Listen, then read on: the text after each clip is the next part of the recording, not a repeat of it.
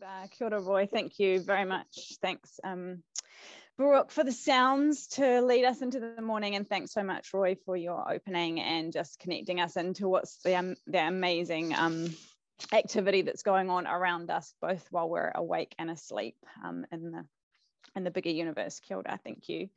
So no mai hoki mai, lovely to see everybody back again on this. I don't know what about you guys, but it's pretty chilly where I am, so definitely lay it up with like a slight shiver, and hopefully we can collectively warm up a little bit, because I'm definitely feeling that chill. I'm just going to do the little screen fiddle thing. We are really lucky to have Roy back with us for the session this morning, and then tomorrow we'll be joined again by Desna Whangasholem for our Friday session. And as Brooke said, Brooke and Lee on hand to help out if there's any questions that you have as we're going through. So I'm just get us up and going. So I'll just do a little land us into where we're up to today. We're almost kind of halfway through our time together already. So feeling very quick, really cool to see everybody back again. And I hope that the last week and a half, I'm sure it's been busy and dynamic. There's been a lot of things that have happened in the short time frame since we've been together. So looking forward to reconnecting around this kaupapa, and just landing into today's session and tomorrow's session, which is around making and how we work, and sort of leaning into transformative ways of making. So building on what we talked about last week around connecting and how we work together and those kinds of practices. And then we have our last session in 2 weeks' time, another Thursday, Friday session that really leans into the kind of learning and what we need to pay attention to if this is the space that we're in kind of work. So looking forward to 2 mornings with you. We want to start the way that we have been starting and just kind of land in where everybody is at. And so hopefully you're kind of got the hang of this now and using Slido, but in the chat, you'll see a link just to check in with people about how is your waka today. So how are people traveling today? Let's just see as a group how we're doing. So if you jump into the chat, and in a minute, there will be a link there to let you go to Slido and just let us know how your waka is doing today. Kia ora. Thanks, Brooke.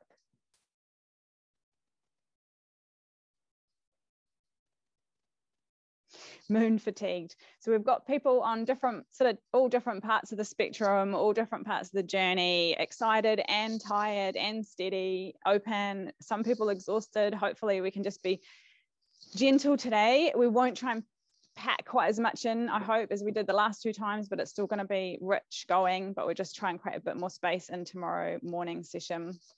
Energized all over the place, cold, scrambled.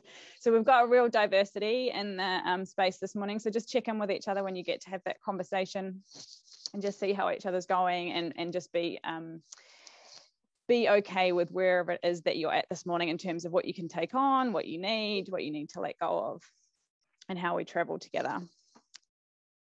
So just coming back in to today for my benefit and possibly everybody else's, I'm just going to do a little bit of a reminder of kind of where we got to and what we traversed last time. And then I don't know how to stop those little things coming up. And then we will jump into kind of some conversation from the team, and then Roy's going to take us back on another journey through some of her learning in Whakaaro. So just to sort of revisit where we kind of started this and the context that we've been talking about design, which is within this broader idea of equity and intergenerational well-being and what it means to practice in that way. And we refer to this sort of, it's a very simplified version of a model, but we use this visualization a lot just to help us talk about holding the complexity and thinking about all the different things that actually influence outcomes for whānau. And one of the key things is about holding in our kind of scope of vision that all levels of the system, whether it's personal, community, the spaces that we work in, the policies that we have, our system settings, and the overall kind of belief structures that operate in our societies are the things that influence outcomes for whānau. So that capacity for influence happens at all levels. And there's a lot of things going on in terms of the history of past, present, and future in that space. However, conventionally, our default response to equity has been to think about how we can target interventions at individuals, and often doesn't grapple with those broader things, sometimes because we don't think we can, or because we're like, that's too difficult, it's too many things, we've just got to follow our scope, we've got to stay within our kind of area. And so really encouraging that this new way of working that we're trying to move towards, and people are doing this in lots of different ways, and there's absolutely commitment in many different spaces to shift the way that we work and think about how we can promote equity. But to do that, we need the capacity to grapple with some of these bigger things and keep those things in view as well. So the way for us to be bringing in more participatory practices that are more balancing and power sharing, requires us to be able to hold on to these bigger pictures, but it also requires us to build some new skills and capacities, both in ourselves and in our systems, because our current patterns and ways of working and ways of delivering things will keep, if we don't start working differently, we just end up with the same outcome. So we do need to start in different places and start working in different ways in order to get different outcomes to where we've been going. So we can kind of summarize that by saying design for equity and intergenerational well-being means, you know, holding that thought of people in place, so real people in place, but also the influence of the wider structural factors, the norms and the settings and behaviors that also influence outcomes. We started to talk about recognizing our actions and ways of working as contributing to that. And so the work that we do can hopefully be enhancing, but it also can sometimes inadvertently be compounding and holding on to those sort of transactional ways of working. But we also started to lean into this idea that the way we work can build the capacity of the system to work differently. We can actually shift the way the system and ourselves kind of think and be together through the way we work together. And we started to see signs of that through Tokona Teraki's work and Angie's work, those examples, and we're going to look at more of that today. We also talked about 7 things that we've found are helpful to kind of ground us in this work and that matter if we're trying to work in ways that we see as being equity enhancing, if you like. And so we've started to unpack what some of these look like through different examples. So strengths-based and values-led, the examples that we heard from Angie and Tokona Teraki demonstrated those, what some examples of those kind of practices look like, anchored in place, holding the view of the local and place, but also holding system. So we're just starting to see examples of those through different people's work, and we'll see again some more today. So that kōrero that we heard from He Whānui o Papakura was about what happens when you start in different places, working in a tikanga-led way, starting with values. And we could hear that actually it wasn't just about the thing they were making, it was about the way that they were working was starting to produce different kinds of outcomes, not just for them, but also for the agencies and the systems partners they were working with, where we're starting to see things differently, talk differently, act differently. So this way of making and learning together actually being a change process. And similarly, Tokona Teraki, making and learning together, but centering an Indigenous. They talked about an Indigenous solutions economy and an army of future makers. Within that, it wasn't just building new things, it was also unlearning, unweaving, reconfiguring, engaging in different narratives, relationships, practices. And so the learning by doing was a really core part of their practice, and we'll talk more about that in the last module, integrating that learning kind of way of working for systems change. Some of the things that came out of the conversations last week, the things that people picked up or talked to, was this thing of noticing that the process or how we work in and of itself can build capacity, and how we sort of think about making that visible and more intentional. The complexities of doing this work when you work for the Crown, and the history that already comes, you know, so we're not starting from scratch anywhere and needing to engage with that complexity. Modeling, balancing power and sharing power, keeping whānau at the center of policy making. And there was a lot of sort of questions about taking this into the work, connecting it to the work, but also sharing it beyond. And so there's different ways that people are doing that and that we can support that. But these are the kind of questions and kind of places that it's a summary of some of the things. And I just wanted to highlight that this one down the bottom right, how do we incorporate our learning into as much as we control and influence and advocate for them beyond that? And I think that sort of 2-pronged view is really helpful. There's things that we can do right now through the next conversation that we have, but there's much bigger things that we can't perhaps immediately influence, but that we can kind of always look for opportunities. So I thought that sort of two-phase way of looking at it is potentially quite helpful. So that's a little like where we were. And there were some different tools that we shared with you that you may or may not have had an opportunity to use. You can pick up at a different time. They're an invitation for you to have them and use them as relevant and useful to you, but some people may have had an opportunity to explore some of those things a bit more deeply, and the mapping and mobilizing cards in particular are there to help support generative conversations with your team. You might have your own sets of questions that you could insert in there. So what we wanted to do, I've just done a sort of version of a recap. That's my version of the recap, but we just wanted to invite a couple of teams to sort of give their version of a recap. So just a couple of minutes to hear from someone from the ACC Oranga Tamariki team and someone from the Youth Empowerment team at Council. I'm just going to share for a couple of minutes.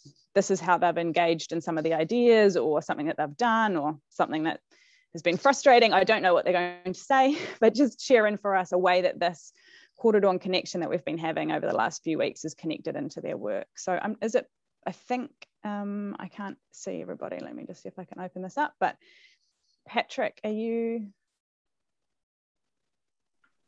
Sure. Yeah, on the call, and is it you that, am I throwing it to the Rako to you? Is that cool? Yeah, you are. Kia ora. Yeah, sure. Morena koutou. Yeah, sorry, mine's going to be a bit rambled because I've just had a bit of a frantic morning. I'm dealing with complexity at home as well as at work with school drop-off, so a lot of my to and fro. But we had a conversation about it. So there's 4 of us from the Youth Empowerment team at the council on this Foundations course, and we also have our manager who's coming along to our reflection session. So there was a few of us around yesterday that had a bit of a kōrero around this, and we just wanted to share a couple of things that that have been quite pertinent. I mean, the first thing is just to mihi to everyone who's put this course on and who's joined, because we're finding it incredibly valuable, even in the kind of shortish space of time that we've been doing it so far. It's really challenged us to lean into some things that we need to lean into, and I'll talk about a couple of those now. And then some of the things that it's really kind of drawn out from our practices and the way we deliver our work. So our work is through community organisations to work on anything that was going to help rangatahi wellbeing. And my team's particular focus is around reducing the harm from alcohol and other drugs. One of the things we found really sort of challenged us and made us lean into is around the question that we got asked, I think, in last week's session, or the last sessions that we were doing around, are we good Tiriti partners? And we found that quite a challenge to answer and really think about. And I think it's led to us doing a bit more of a deep dive on some things that we look at. But one of the things that was said in that session is that inequity is global, but we have the advantage of Tiriti. And we thought, well, how do we use the language around the treaty or Tiriti and thinking about our role in this space? And actually, if we use the language, then that will deliberately test us and shift us in our mahi to make sure that we are being the best partners that we can be in that. And that's as council, but also working under Ministry of Health, which is the contract that we deliver. And they have some good guidance of this around equity in their Māori Health Action Plan called Whakamoa, which is really helpful to guide us on as well. And a couple of other things that have challenged us as well is our work is regionally focused, so we cover the whole of Tamaki Makaurau, but a lot of the examples we've heard are much more jumping in and actually testing and innovating directly with those that are going to be impacted, whereas we're usually kind of one step back. And we're kind of just thinking how we can do both, really, and when's the time for this way of practice that we can actually test and innovate. So we're also doing some work. Luckily enough, we've got Roy Mata is in our department, so we've actually pulled Roy in to do some work around our theory of change and how we work with rangatahi Māori particularly, and how that's going to direct us in the future. I'll just mention a couple of others that the working with complexity and not oversimplifying has been really critical, and kind of shifting mindsets and opinion is we see as our role, but maybe we haven't recognised that as much as we can, and that kind of how we can, for example, to funders like the Ministry of Health, set an example and talk to them about that isn't perhaps reflected in our reporting, which is a bit of a challenge for us. Yeah, unless anyone else on our team wants to add anything, maybe I'll leave it there unless there's anything else you want me to talk about. That's awesome, Patrick. Thank you for just jumping in and being on the spot. Thanks. And yeah, lots in there. And what I just want to kind of, I guess, just highlight there is that people will take different things, and different things will be meaningful at different times, and that's totally fine. And it's really useful for us to get a sense of the different things that are showing up for people and what's helpful. So there's no right answer here. It's really interesting just to see which things are real and material and timely for different teams. So yeah, thanks for doing that in the scrambled mindset. I won't try and pick what your word was that was in the in the setup, but I will hand over now to, is it Ben that's going to talk from the ACCOT team? Kia ora, Ben, and just same thing, just hear a little bit of insight about their world and how it's showing up for you folks. Kia ora. Thanks again, Patrick. Cool. Kia ora koutou. And also, I would just like to, in terms of, going with what Patrick's saying there as well, just a big tēnā rawa atu koutou for the team, for all the amazing mahi that you're doing. And again, we're finding this really rewarding and challenging. I got some pretty comprehensive responses back from the team, so I will, I've tried to condense this and I'll get through it as quickly as possible. Please call time on me if you need to. So we've got, so the operational policy team is looking at how they might better engage with other groups across Oranga Tamariki to look at better informing the operational policy development. They've been using tips from our foundation sessions. So for example, they talked about starting meetings with a grounding process. We already start with karakia. So this has been about including like the naming or noticing where each person is at in order to help them be present with particular huis. The importance of building a shared vision and coming back to it again and again when working on complex issues, to which I can only but say a big amine to that one. The operational policy group and a couple of the other groups have actually met yesterday to see how we as Oranga Tamariki can actually reflect on the course with everyone from Oranga Tamariki. And I think what's particularly exciting for me with this is that it's not the traditional, I guess, service design groups that are looking at coming together. So we'll be also coming together with them to see how we can share this with the organisation. The course connects to, from ACC, our team's theory of change, particularly as we're trying to create two streams of investment. In this case, around tangata, tiriti, and kaupapa Māori. Found the reflection cards have been really useful, particularly thinking about a Papa Noho space.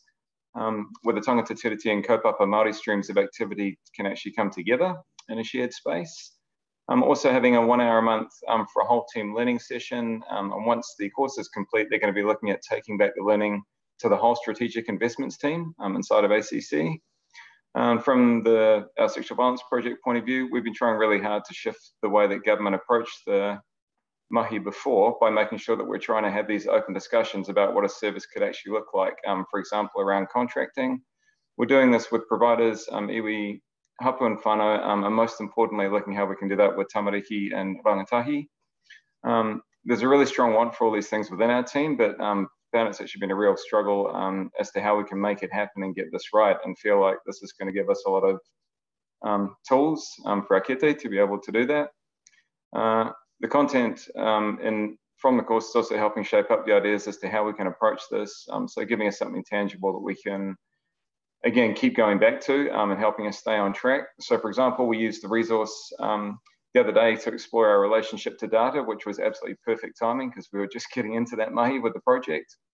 And again, it's also emphasized the importance for us of relationship building and that continual meaningful engagement and truly bringing home the importance of having a voice that is heard, respected, and kept safe. Kia ora koutou.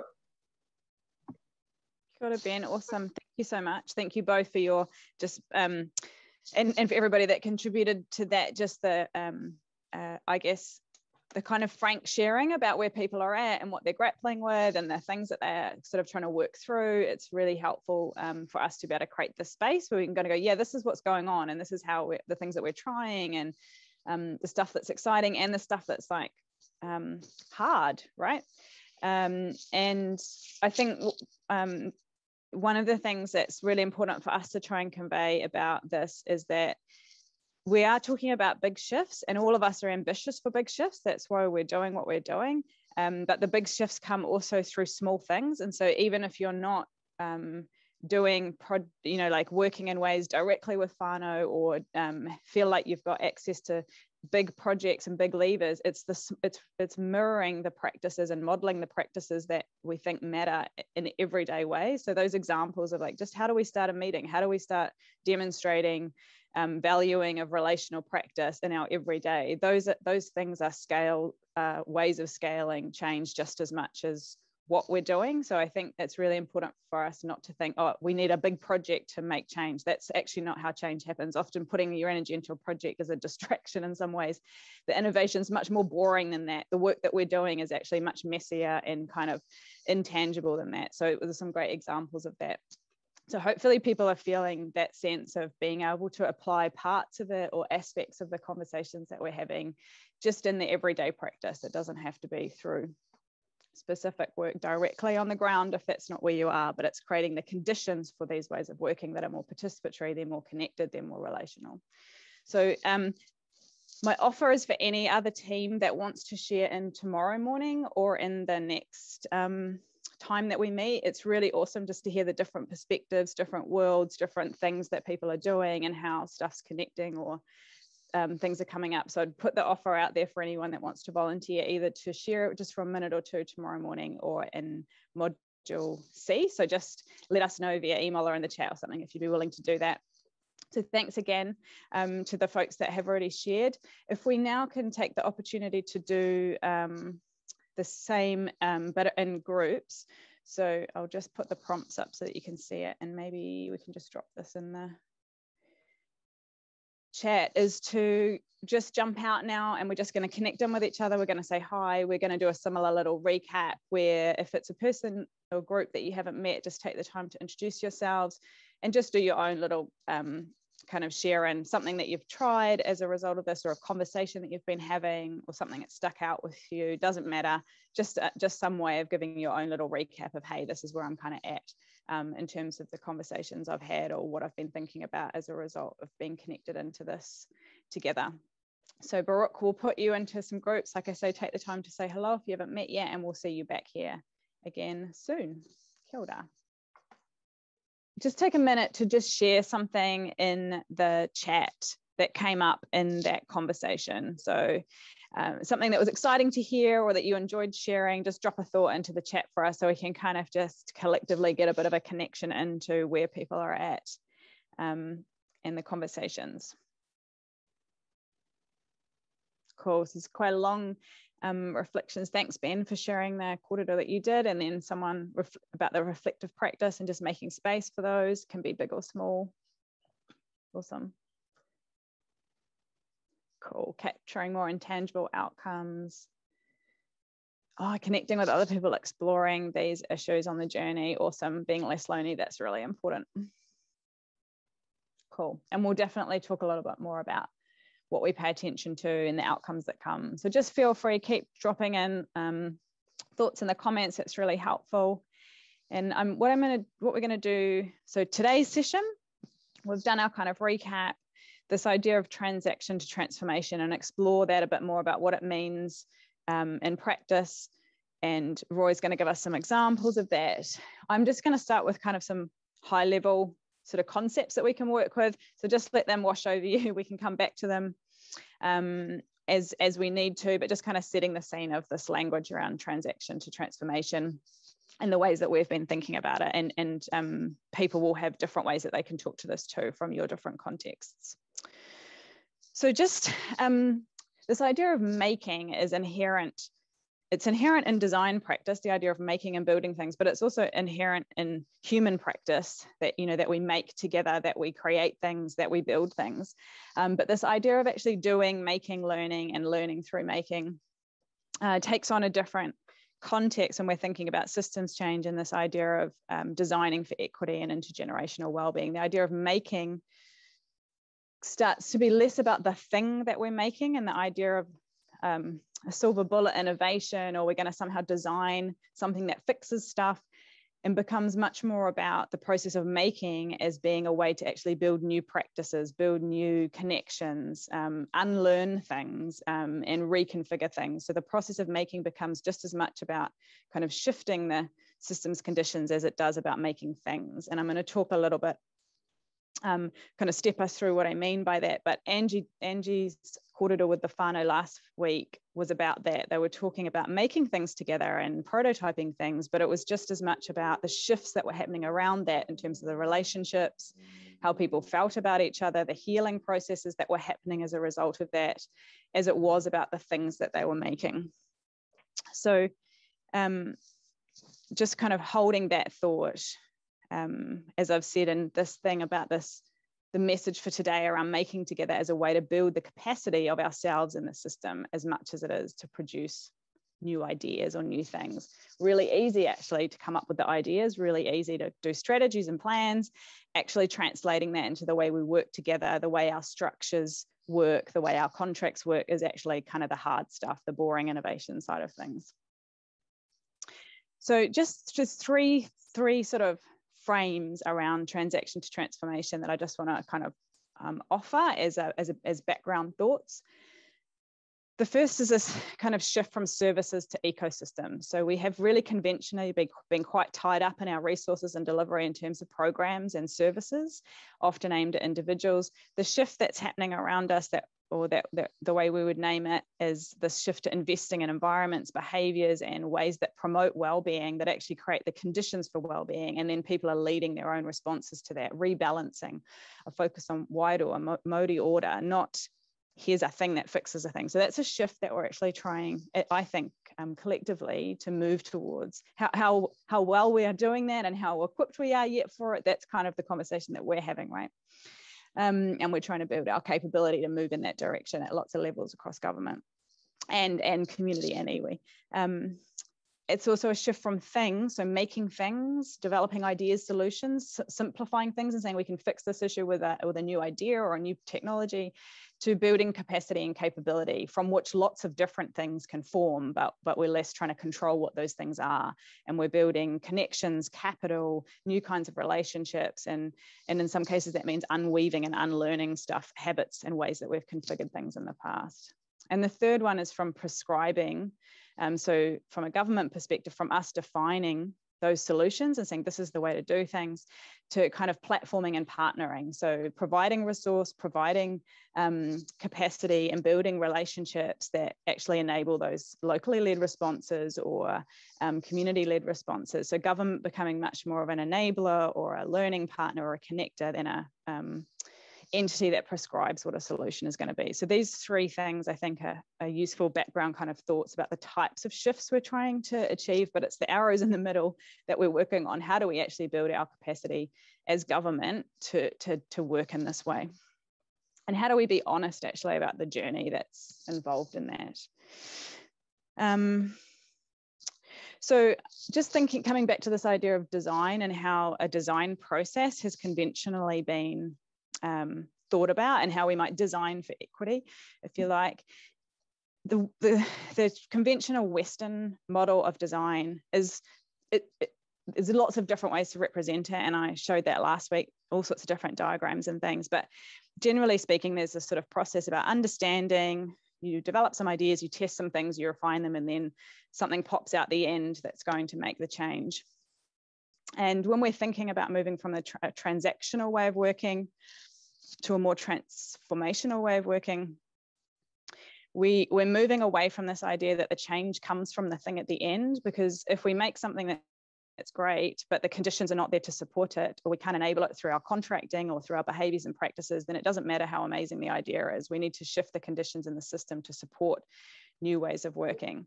So moving from this idea of the change coming at the end to the idea that actually the way that we work together is the way that we produce the change, and that the outcomes that we need, the shifts in the system, the new ways of thinking and working can be cultivated as we go. So everything that we're doing is contributing to reflecting or re-examining or perhaps pushing or testing different ways of working. So the outcomes start to come through the actual process. And that might mean building connections and capital, building capability and confidence, creating spaces where people actually get to share power, speak, and share their knowledge and expertise in different ways, cultivating mindsets and behaviours that are more participatory, more power sharing. It also might mean needing to surface a bunch of the things that are holding the status quo in place, unlearning patterns and ways of working that we have been holding on to that actually just keep us in a crisis loop or keep us in a transactional loop where we just pay attention to things like assessments and referrals as opposed to what is actually happening that makes the difference for families. And one of the things that's really important for this work is that we're not starting in a neutral place. And often design or Western sort of processes of design kind of go as if we're starting on a clean slate. Here's this new thing, we're going to build this new thing and it'll change stuff. And it's like, well, that will never scratch the surface if we're not engaging with actually where we're at right now, what's happened in place and in people historically, and where people are at. And for the work that we're doing collectively, our conversation about equity and intergenerational well-being, that is often needing to acknowledge past trauma or existing trauma, enormous levels of stress, what's actually going on both inside systems and services as well as inside communities. And there's also amazing strengths that are not often recognized and built on either. So it's just starting us to think differently about outcomes, not think about doing some things and then measuring impact at the end, actually thinking about as we work, how are we modeling, enabling and creating outcomes that help build the capacity of the system to work differently, to work in more participatory ways, to centre whānau experience, to centre place. And so similarly, we often think about scale as coming from replicating the thing at the end. We're going to make this thing, it's going to fix the problem, and then we're going to replicate it everywhere. The challenge with that, there's a few challenges with it. One is often that scaling and replicating can come from things that are overseas, and they're not located in our place. They don't connect with anything to do with Aotearoa, but also the scaling that we're interested in is much more about behaviours and patterns of practice that come from the ways that we're working. So each of these things about building capability, unpacking what's actually going on, kind of unlearning practices, those in themselves have ripple effects that act as a scale. So if from Angie's kōrero or the Tokona Te Raki, the way that they're working together collectively, get people take that into lots of other work that they do. It's not that there's a thing at the end that we try and replicate, it's the practices themselves that create the conditions for different ways of working and that scale out across organisations and teams. So it just asks us to think differently about where the emphasis is and what we're paying attention to. So we might still be making things and doing things, but we're really conscious about how we do that and how the doing together produces and reinforces ways of working that enhance equity, that promote protective factors, that promote people's strengths and capacities. So it's a kind of, you're looking at both things at the same time. And so what I've sort of just provided some background thoughts, but we're going to hear from Roy and also tomorrow Desna actually about ways of working, and kind of Roy's going to take us right into some micro detail of kind of grappling with some of these things, but those transformative practices that are paying attention to that. And the invitation is just everybody's working in different spaces on different things. So the expectation isn't, oh, this is what we will do, but it's more about what can you celebrate in this from your work, or challenge in your work, amplify or extend. So just making some connection points and however it becomes relevant in your mahi. So I'm going to hand over now to Roy to share her kōrero with us around these kinds of ways of working. So Creating Home emerged out of the Early Years project, which was focused on how we might improve outcomes for tamariki and whānau in South Auckland. This was a project TSI and the Co-Design Lab did with Auckland Council. And creating a home was an insight, and it was highlighted by whānau as a priority because whānau acknowledged that they needed spaces to parent outside of the home for long periods of time. So we saw that as an opportunity to ask Auckland Council how we might, excuse me, how we might leverage the council assets to create these spaces where whānau could parent outside the home for extended periods of time. We saw that as an opportunity to join our waka with Auckland Libraries because they were already seen as a safe haven for communities. Now, at the time, when we first started, Auckland Libraries had just released their vision, and it centered around acknowledging the mana of each and every Aucklander. And that, to us, aligned really well with the work that we were wanting to do around creating spaces where tamariki can be nurtured toward lifelong outcomes. So we met with the leadership.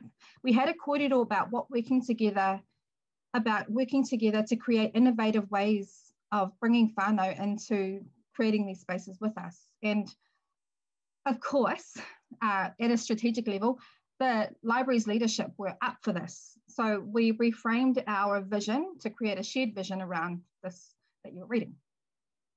Again, I say library's leadership were happy with that.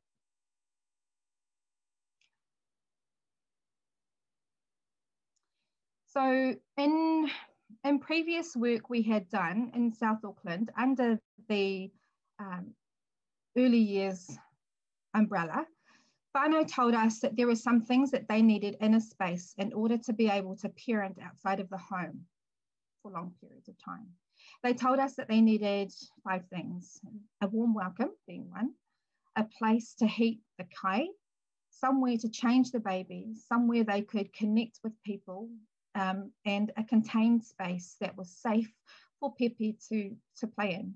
And out of these 5 things, whānau prioritised being warm and welcoming being the most important of those. So we already had a site in mind, and we took these 5 minimums and we used it as a gauge, as a quick auditing tool, if we would, for the site.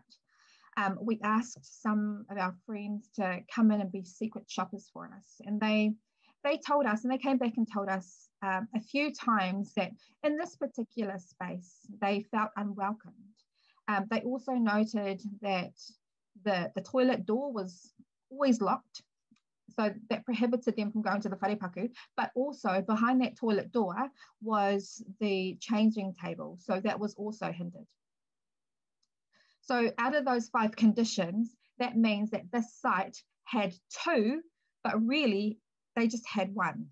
That was a contained space for baby, because we were being told that the welcome wasn't all that great. Now let's go back to, let's talk about the thorn on my side, which was the locked toilet door. OMG, this was like the headache. So where the toilet was situated, from the front door to where the wharepaku is, there was a 100-metre walk, thereabouts. And so whānau would walk to the toilet, see that it's locked, read the sign and be told you need to come back to the desk. So they'd walk back 50 metres, grab the key, walk back to the toilet, and by that time they've walked 200 metres. Now when you're walking that 200-metre stretch with a pepe who needs to go to the toilet, no, that's a pretty hard slog. And then we also noticed that kaumātua kuia, the general public are using these wharepaku. This is a hard thing to do, to go 200 metres while you're busting. So we asked the kaimahi and the rangatira and the leader if we could just test it, just try opening the door for like 1 day. We were met with a resounding no. And the reason being was that they told us the community will vandalize it and that some of the people would use it to have sex. So this showed us that the kaimahi that were working in the space, there was no trust for the community But in observation, we also saw that lack of trust was also reciprocated by the community in how they treated the kaimahi. And together, kaimahi and community, there was no vested interest in actually looking after the space, hence the reason the fear of the wharepaku being vandalized and being used for other means. But they weren't looking after the space. And on one occasion, one of our team members noticed a guy sitting facing the children's area, and he'd always face in that direction, and he'd always have his laptop up. And at first glance, you would think that, you know, this fella's just working. But what we noticed was every time somebody walked at the back of him, he'd slam his laptop down. And as soon as that person was gone, he'd put it back up again and slam it down every time somebody else would go past. So that was suspicious behavior to us. So we asked the kaimahi, have you noticed this guy? And they were like, oh, yeah. So we told them about our concerns, and they said, yeah, that is a concern. Now, to their credit, they were quick smart about moving those chairs pretty much within the half an hour, moving those chairs to tamp down that kind of behavior. But what that showed us is, even though there were other people in that community and in that space at that time, no one watched and no one looked. The same thing with the kaimahi. So no one had a vested interest in the space. So that led us to thinking, how might we be able to work with them, to work with them differently, and to work with the team differently. So we theorized at a very high level, with a little bit of evidence, we theorized that if we could start doing some work with kaimahi around their team culture and helping them work together as a team, that would garner a relationship, and that same team culture that they had developed together, they would be able to extend that invitation out to kaimahi, to the community. And once that community relationship was stored, they would be able to extend that into how they care for the space and what was happening around them, because it would be a shared interest at that time. So the vision that we had at the beginning, you know, we thought it was going to be quite linear, quite straightforward, that wasn't going to be so hard because we were just putting in the 5 minimums, so we thought. But what actually happened was it started to resemble something like a rally race car track with all of its bends and nooks and hidden gems or traps, we would say. Here we go. So we had our site, we went in, we had our space that we were going to work out of. We went in there with our vision that we've done with the leadership, and we naively thought that this vision would resonate with kaimahi and with staff working on the ground floor. Our first 3 touch points with the kaimahi was pretty much a baptism by fire every single time. But it was here that we saw and we learned some crucial things about the team. So we learned that libraries had just come out of a big restructure. The kaimahi were still recovering from that. A few of them had seen their friends lose their jobs because of this restructure, and it was a healing process for them. They were fearful that we were coming in there to do another type of on-site restructure. Now, kaimahi, the other thing we noticed was that kaimahi worked in silos and they worked individually because they didn't trust one another. There was also bad behavior that was never addressed, and it was just allowed to continue.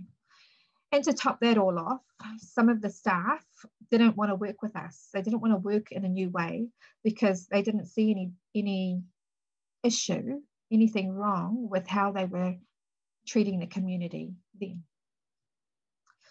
So it was at this point, I'll be honest with you, I was thinking, oh crap, like this is a lot more complex. This is a lot more than what we signed up for. And then we started to question, do we have the grit to actually deal with some of these issues around team culture, working in silos? That's not what we're in there for. We're in there to create these spaces for whānau.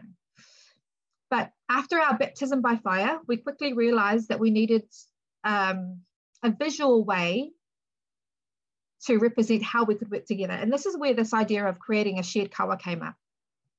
So we framed this around how can we, TSI, how can we best work with you, the kaimahi? And it started off with things like no jargon, don't feed us your fancy words, just tell us straight. Where they wanted us to let them know what the purpose of each meeting was beforehand. And these were all fair calls. We could do that.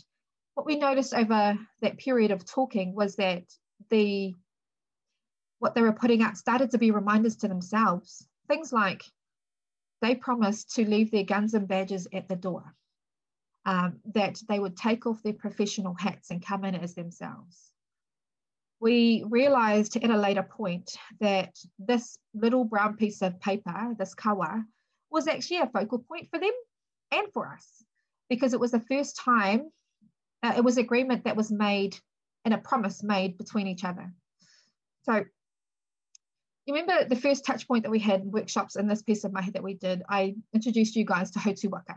And Hautu Waka is we're all getting on the boat and we're going on a journey. So the kawa was how we got everybody on the boat. Because at the time, nobody wanted, they were happy watching everybody else sail away. But these people got on the boat with us. The only problem was now we were paddling in the wrong directions. Everyone's going different spaces. So we're all going for different horizons. Oh dear. So to get everybody paddling in the same direction, we needed to orient everybody toward the same vision. And this meant redesigning the vision, chucking out the vision, really, that's what we did. And then we reframed it so that it made it more relevant to the kaimahi and to locality and space. And it reflected the kaimahi. But what this also did, our vision also did, was surfaced some of the barriers and some of the things that prevented them from progressing forward. So we did this by placing the vision. If you look in the picture, right in the middle, you'll see that white piece of paper. On that white piece of paper is the vision written on the floor. And we asked kaimahi to form a circle and step closer or further on back to where they orient themselves toward that vision. And once they had oriented themselves, we got them to vocalize some of the barriers that are preventing them from getting to that vision. Then we got them to grab a something. So that's why you see a few books just chucked on the ground. Those books stood as physical barriers, a representation of the physical barriers that were preventing them from getting to that vision. And so they voiced those barriers. And whilst they were talking through their kōrero, we had people in the background copiously taking notes down on Post-its, because TSI, we love Post-its. Taking all of these kōrero down. This is really good stuff. And we put it to the side. Now, the last question we asked them was, how can you, or how can we help you to either take that barrier and remove it, or find a way around it? And for us, that's where the gem was. The gems were. This was probably one of the first times that kaimahi were given the chance to verbalize barriers to themselves and also to their colleagues. So, sometimes when we were in there, their mates were looking at them like, oh, I didn't realize you felt that way. So now let's go back to Hautu Waka. Now that we're all paddling toward the same horizons, we were all in the waka going in the same direction, but this kōrero, this visioning, it highlighted some of the deficits and some of the insufficiencies in our waka. So we needed to deal with those things. And armed with the kōrero that we had got in our visioning space, we took the Post-its and we themed their kōrero against these four things. But What is the purpose? What are the things the team does well? What are the things we need to work on? And it's hard when. Each kaimahi was taken through what each theming meant and given the time to read it. So this mahi, and then we took that kōrero. It was only right that we take the kōrero and we didn't just leave it at that level. It must be taken to leadership. So once leadership saw it, they acknowledged, yeah, this stuff really is happening in that site. But they also acknowledged that they weren't too sure. They didn't know how to deal with it. That's why the bad behavior was allowed to continue, because how do you call out racism? How do you call out when someone is just being horrible? So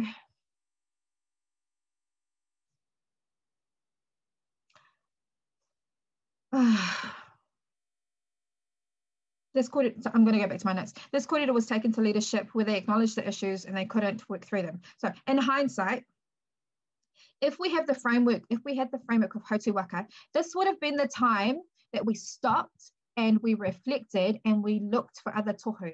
And the tohu would hopefully help us plan for what was ahead.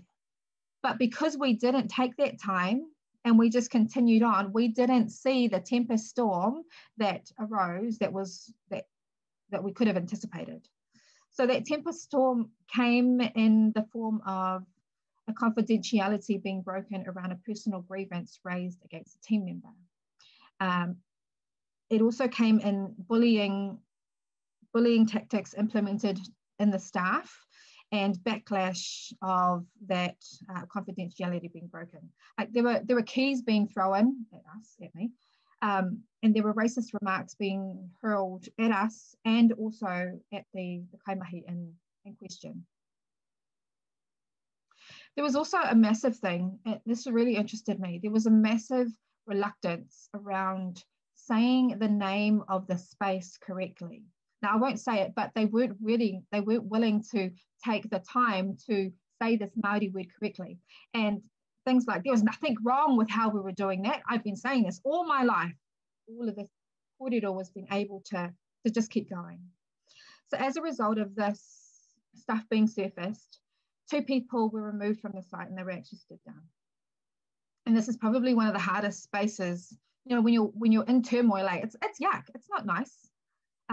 But because we were on our waka, we couldn't just get off, we'll end up drowning. So we had to stay with them and figure out a way forward. So once we figured out a way forward, we were out of the storm, we could start to see a clear way ahead. And our fantasy rawinga, so rawinga was our end goal, went from being quite straightforward and lineal, like that's what we were aiming for. But what we actually ended up with was this. They ended up to be small shifts that led us toward a bigger systemic outcome. So our rawinga changed constantly. Now, I put that opening the locked toilet door as the first because this is the highlight of my career, people. Opening a toilet door. Because in opening that door, we were able to address and help kaimahi empathize with the community and actually prioritize the whānau and what they needed. It wasn't so much that they needed the toilet, but it was the fact that the kaimahi were willing to trust them. And 2 years later, they have had 3 vandalism issues in the space. From what I know, people haven't had sex in there, but the community are actually aiding and looking after that space. Another shift that happened was in team culture, which was a big turning point for these guys. Whanaungatanga, manaakitanga, and safety was paramount, and that's still there now. They are good mates. Sure, they argue, but who doesn't? The point is they've got each other's backs now. The kaimahi feel heard and they feel valued. This led to a systemic trauma, helping the leadership to address the systemic trauma that came through that restructure, and also the team trauma, but a space to allow healing and helping each other heal. The drinking water was a big one. I didn't get to that story, but in essence, a community member asked a staff member if they could please fill up their water bottle using the filter at the back. This was a common practice. But in this instance, Kaimahi said to the community person, no, you have to take the toilet, you have to go to the toilet tap and fill up your water from there.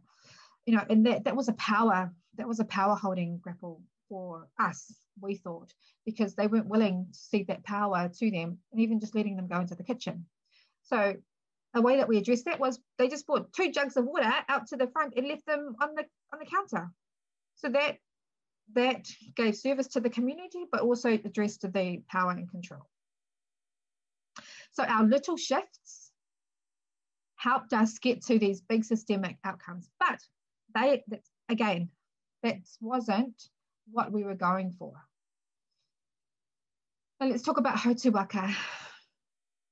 Some of you might remember Hotuwaka, and I presented it to you guys the first workshop, but I wanted to just talk about how when we were going through creating home, we didn't have Hotuwaka as a framework. And in hindsight, some of the things that we could have used,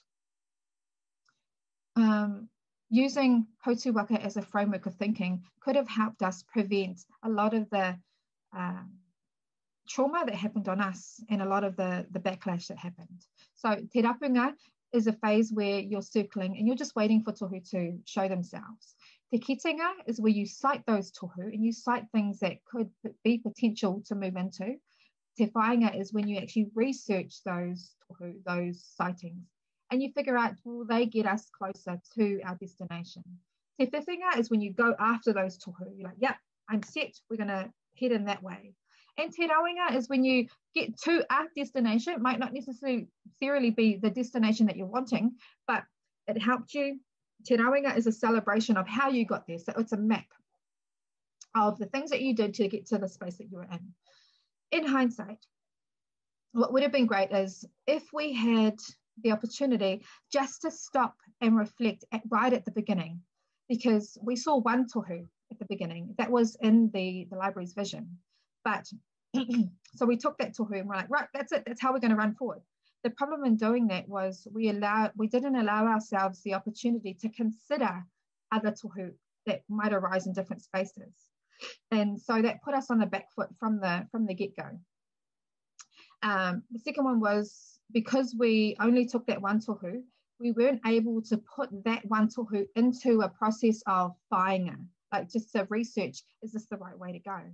Is this going to help us get to the end result that we want?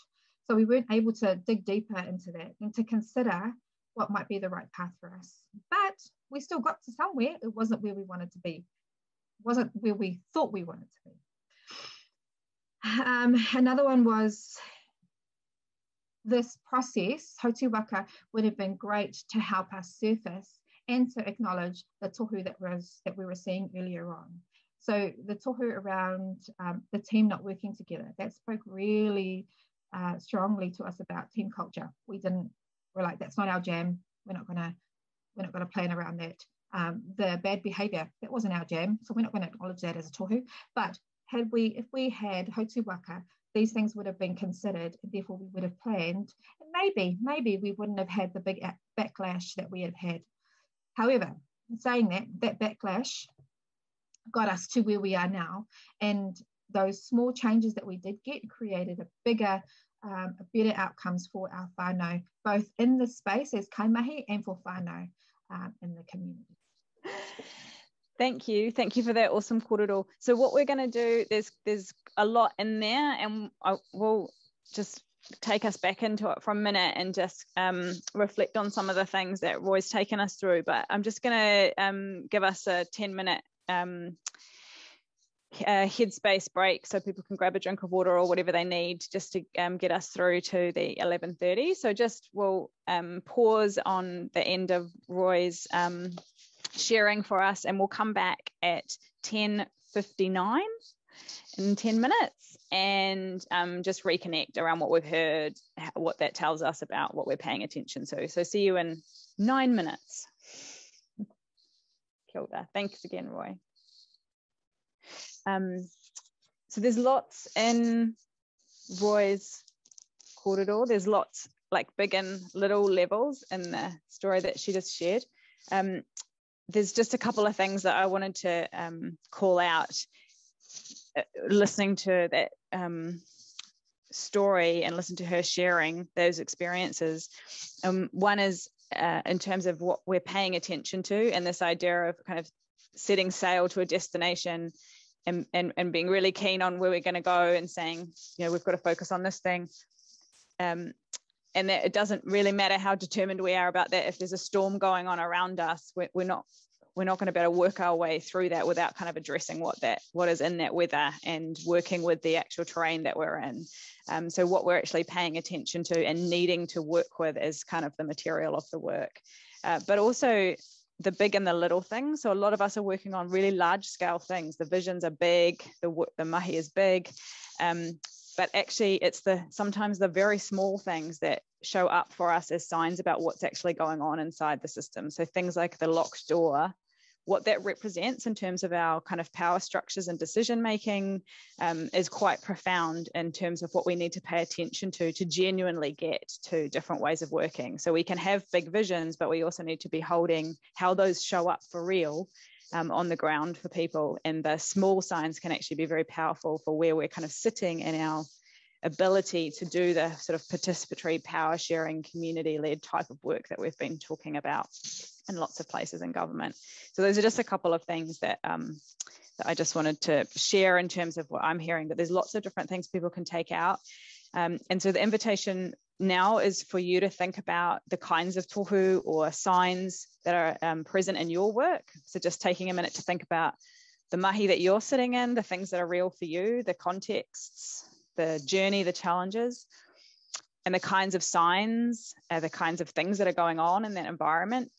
And just think about that for a minute. And then we're going to ask you to have a conversation about, what's sort of showing up, and what do you recognize as either some of the shifts that are happening through the work that you're doing, or maybe the shifts that you might try and lean into a bit more or work towards if we were thinking about paying attention to those things that can actually be quite perhaps small shifts. They feel like small shifts compared to the big thing that we thought we were doing, but actually they're quite fundamental in terms of setting the scene for how we might work differently or enable different kinds of outcomes. So just take the minute. We won't put you into groups yet, just to kind of land in your own mahi and thinking about the terrain that you're working in.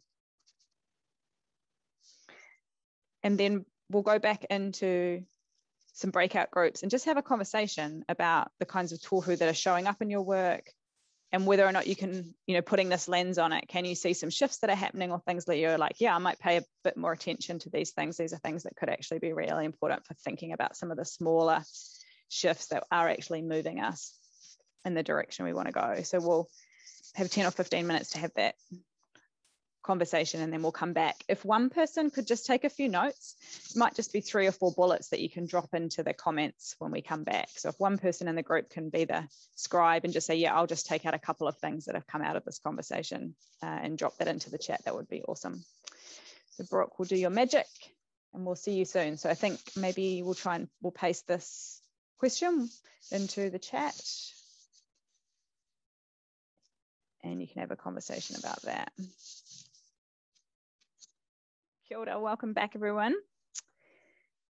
So just give everyone a minute. There was a couple of people who are hopefully doing some kind of capturing, and if those people from each group could just drop a few thoughts into the chat, that would be awesome.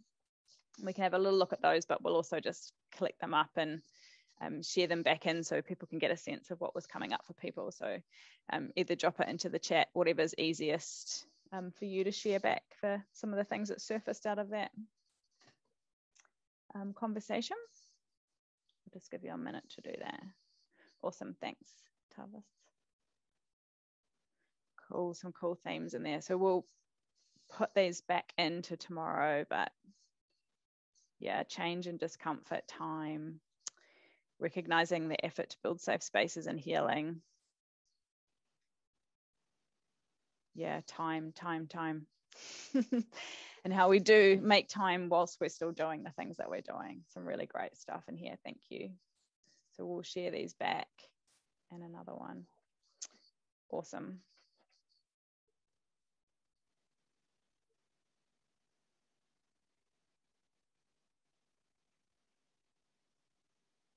Cool. Awesome. Thank you for that. So you can have a little look at those, but we'll collect them up and share them back in as well and just touch base on them tomorrow morning. So just for our last sort of 7 or 8 minutes together, I just wanted to make a comment about the idea of prototyping, which comes up. Obviously, it's a core part of the design process is to prototype and make things and test things. And we all prototype in different ways pretty much every day when we like try something on and go, no, that's not warm enough. I'm going to go back and get another jacket. Or like you might try making something and then you're like, no, that didn't quite work. I'm going to change it. That idea of actually iterating and the world giving you feedback on stuff is just like a totally natural thing that we do as humans. In design, prototyping is a core part of learning your way into what works and how the world works with something. And so this idea of prototyping, people might have experienced making things with Play-Doh, or you can draw prototypes. We can prototype a thought. When we draft a report, it's a prototype of something. And those are all really important ways of testing out and sharing and communicating. This idea of prototyping and practice, actually trying things in the world. So even Roy's example of like, could we just try a different way to share water? Could we put the jugs at the front? Like that's actually just a tiny prototype to see how the system responds to shifting things. And this thing of testing things for real, where it throws up the actual rules or the responses or the beliefs or the feelings, is a really important part of learning our way into change. If we're just working in principle all the time, in writing ideas or planning things, we don't ever interact with the reality of all the different complexities that are actually in the lived experiences of people, of our organizations, of Kaimahi, of all the things that actually make the difference for the change. So that idea of prototyping, even though it can be a sort of jargonistic term, the idea of taking things into the real, even in very small ways. And so you can do that just in your team and go, well, let's just try this thing tomorrow and see what happens, and then reflect on that and decide what we went. So just that idea of taking it into the actual trying stuff out and noticing what the response is, that's a way for us to kind of probe and test in the system. And we need to get better at doing that in order to engage in complexity. Otherwise, we don't get to see actually what it's going to take to make the change and where we need to put our effort on things. We can make beautiful plans, but until we get in there and start actually testing and trying stuff and creating space to do that, we're kind of working in a theory as opposed to working with the real. So this kind of building our capacity to do prototyping, or however we want to call it, making and learning together, is a really critical part of building the skills and capacities we need to act in the way that we aspire to. So it's just sort of a little thought bubble about that term. And I just want to talk, just to cue us for tomorrow. So we've heard some awesome kōrero today from Roy. Thank you so much. Lovely to have you back with us, Roy, today. Tomorrow we're joined by Desna Whanga-Sholem, who's the chairperson for Ngā Aho, which is Designing Māori Futures. So another group of leading tangata whenua practitioners working in transformative ways that connect to place, to people, and to systems. So Desna will be sharing some of their mahi, and we can have some conversations about how that practice and sort of systems practice is showing up through different ways of working together in place in different settings in Aotearoa as well, through the stories that she'll share with us. So looking forward to connecting into that kōrero too with everybody. And so we just want to kind of give everyone a little, I guess it's a check out thought, processing some of the things we've talked about today, and just take a minute to think. We've had this conversation, you've shared some things, there's some reflections in the chat there. What's a thought or a patai that you take into the conversation tomorrow? What's something that you're going to kind of hold on to and think, this is something I'm sitting with right now? Take this thought into our conversation tomorrow, which is going to continue around transformative practices, and particularly place-based or connecting to place as part of that transformative practice. So a patai or a thought, a question or a thought that you would take into tomorrow's session, and we'll drop a Slido into the chat so you can put your question in there. And again, we'll be able to pull those up tomorrow and just say, this is what people are kind of sitting with. This is the pulse of where people's heads were at the end of today's session. So just a minute to open up the Slido and drop in your thought or question that you're going to take into tomorrow's session. If for some reason Slido doesn't work and it's easier for you to put it in the chat, feel free to do that. You can do that to everybody or directly to myself or Baruch. Cool, so some of the things are like, what are the barriers to contributing to systems change in my organization? How do we work with people instead of concepts and things? Creating space and time to hold that big picture. Looking for more out of the box tohu and how we know that the tohu we see is actually leading to lasting transformation. Great question. What small shifts can be made, taking note of the tohu that's in front of us. So some great questions in there coming out. I'll just leave it a little bit longer for people to add a question or a thought. We can look at some of them in the morning. And feel free to keep adding, but it's 11:29, and so we want to enable people to move to the next thing. So I'm just going to invite Roy Mata, if you're happy to close for us, as you so beautifully opened for us this morning, Roy.